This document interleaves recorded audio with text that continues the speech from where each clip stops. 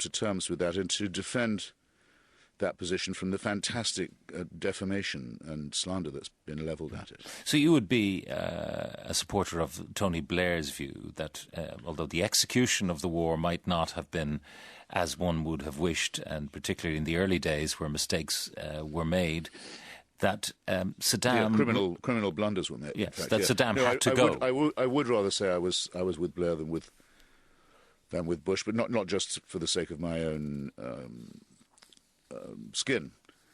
But, I mean, Mr. Blair, for example, had said in 1999, when George Bush was governor of Texas, and after Blair had pressed Clinton to get rid of Slobodan Milosevic, which was another great intervention for the good, I believe, that there was another rendezvous ahead of us with the totalitarian principle, and that would be with Saddam Hussein. And I thought Blair was right in 1999 and has been right since. Now, you've waged an intellectual war against those you call the Islamo-fascists. Who are they? Well, in the first instance, they are those of Al-Qaeda and the Taliban and associated totalitarian, expansionist, violent movements who want to abolish the rights of women, take us back to a lost imperial caliphate, nostalgic, in other words, for an old and brutal empire, and whose main tactic is rightly called suicidal. I mean, it's murder, but it takes the form of self-destruction. It's explicitly fascistic. It's a cult of violence, and of course, violently, psychopathically anti-Semitic as well. So I think it meets the definition of fascism. What amazes me is that there are people on the left, men like George Galloway, for example, or Michael Moore, supposedly on the left. They never seem to get asked to give an account of themselves, and they're lurched to the right in saying that they find a sort of revolutionary pulse in this disgusting movement, and think that because it's anti-American and anti-Israeli, not to say anti-Jewish, and anti-globalization in some crude form, there must be something to be said for it. Nothing could possibly be more conservative and reactionary than that. So I do spend a bit of my time embarrassing them where I can. Yeah. It's interesting that for you, Salman Rushdie and what happened to him, the fatwa, yes, was a litmus test for many of your friends and colleagues. Yes, I have a whole chapter about Salman, which I hope introduces a new side of him as a person to the reader, his brilliance and his charm and his wonderful command of language. But of course he's condemned to be associated forever with one terrible episode which changed my life in a kind of 9/11 way. It was actually the 14th of February, Valentine's Day, 1989, when the theocratic dictator of a foreign state, the Ayatollah Khomeini, issued a call in his own name for the suborning of murder, for money. He offered money to have a novelist killed who lived in London and wasn't an Iranian. I thought, well, I think I know a frontal challenge to civilization when I see one.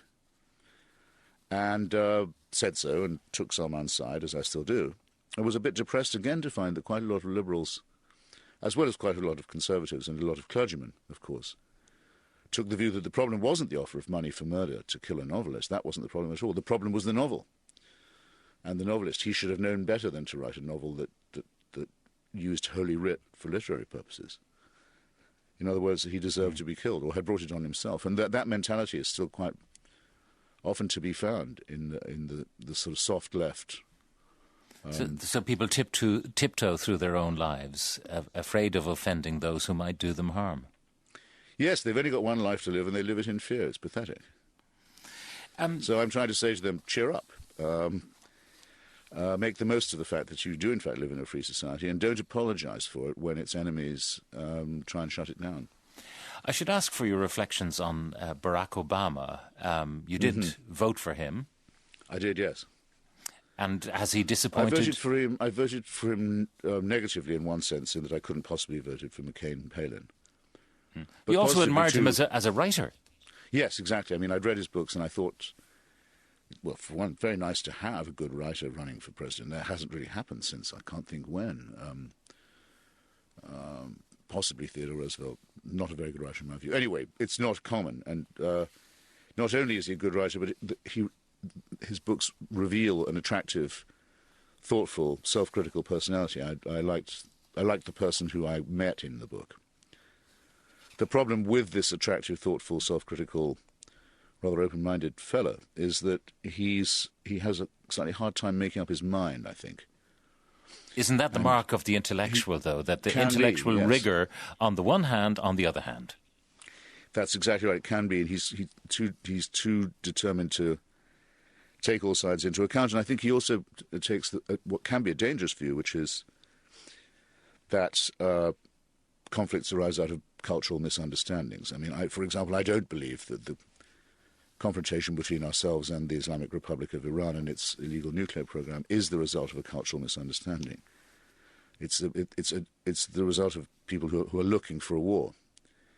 And are determined to have one, and we pretend at our peril otherwise.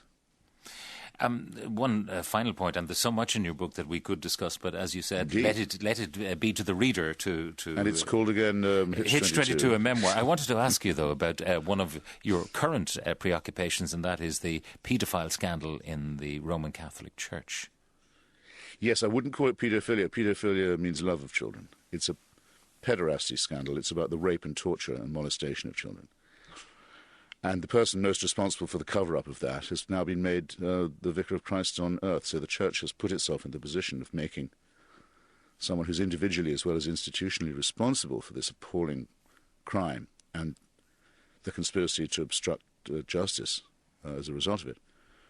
And has invited private citizens to take the matter up. But I think it's a scandal that it should be left to people like myself or Professor Dawkins. Well, after all, what's happening in your country? Don't you have a Department of Public Prosecutions?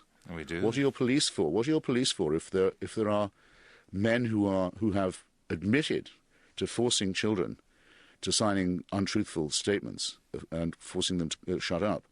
These men are walking around free. Why is that, may I ask? Why should a private citizen be left to point this out?